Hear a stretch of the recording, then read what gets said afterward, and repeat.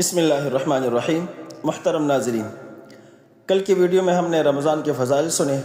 آج ہم ایک نہایت سنجیدہ اور اہم موضوع پر گفتگو کریں گے، اور وہ یہ ہے کہ اگر کوئی شخص جان بوجھ کر رمضان کا روزہ نہ رکھے تو اس کے بارے میں قرآن و حدیث کیا کہتے ہیں۔ یہ ویڈیو ڈرانے کے لیے نہیں بلکہ جگانے کے لیے ہے، غفلت سے نکالنے کے لیے ہے، توبہ کی دعوت دینے کے لیے ہے۔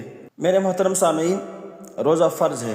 قرآن کریم کا واضح ارشاد ہے، اللہ سبحانہ و تعالیٰ فرماتے ہیں، یا ایھا الذین آمنوا کتب علیکم الصیام، اے ایمان والو تم پر روزے فرض کیے گئے ہیں۔ یہاں لفظ کتبہ استعمال ہوا ہے جس کا مطلب ہے لازم کر دیا گیا، فرض کر دیا گیا، یعنی روزہ کوئی اختیاری عبادت نہیں ہے بلکہ یہ فرض عبادت ہے، جیسے کہ نماز فرض ہے۔ احادیث مبارکہ میں جان بوجھ کر روزہ چھوڑنے کی سخت وعید وارد ہوئی ہے۔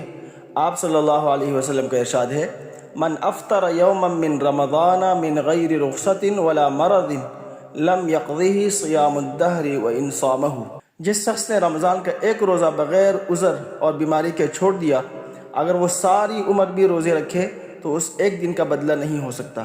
ذرا غور کیجئے، ایک دن کا روزہ جان بوجھ کر چھوڑنا اتنا بڑا نقصان ہے کہ پوری عمر کے روزے بھی اس کی تلافی نہیں کر سکتے۔ یہ حدیث ہمیں بتاتی ہے کہ رمضان کا روزہ معمولی عبادت نہیں، اسے ہلکا سمجھنا خطرناک ہے۔ آپ صلی اللہ علیہ وسلم نے صحابہ کے سامنے اپنا ایک خواب بیان فرمایا، جس میں آپ صلی اللہ علیہ وسلم نے دیکھا کچھ لوگ الٹے لٹکائے گئے ہیں، ان کے جبڑے پھاڑے جا رہے ہیں، ان سے خون بہہ رہا ہے۔ آپ صلی اللہ علیہ وسلم نے دریافت فرمایا، یہ کون لوگ ہیں؟ فرشتوں نے کہا، یہ وہ لوگ ہیں جو روزہ افطار ہونے سے پہلے توڑ دیتے تھے۔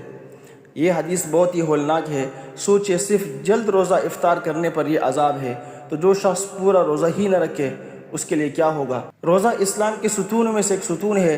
آپ صلی اللہ علیہ وسلم نے فرمایا، بنی الاسلام علی خمس، اسلام کی بنیاد 5 چیزوں پر رکھی گئی ہے، جن میں سے ایک روزہ بھی ہے۔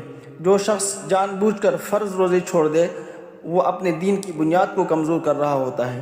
لیکن میرے عزیز دوستو، یہ بات بھی واضح رہے کہ اسلام آسانی کا دین ہے۔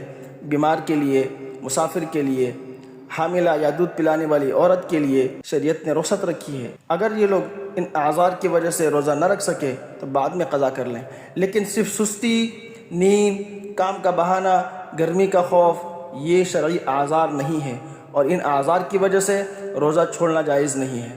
میرے عزیز دوستو، توبے کا دروازہ کھلا ہے۔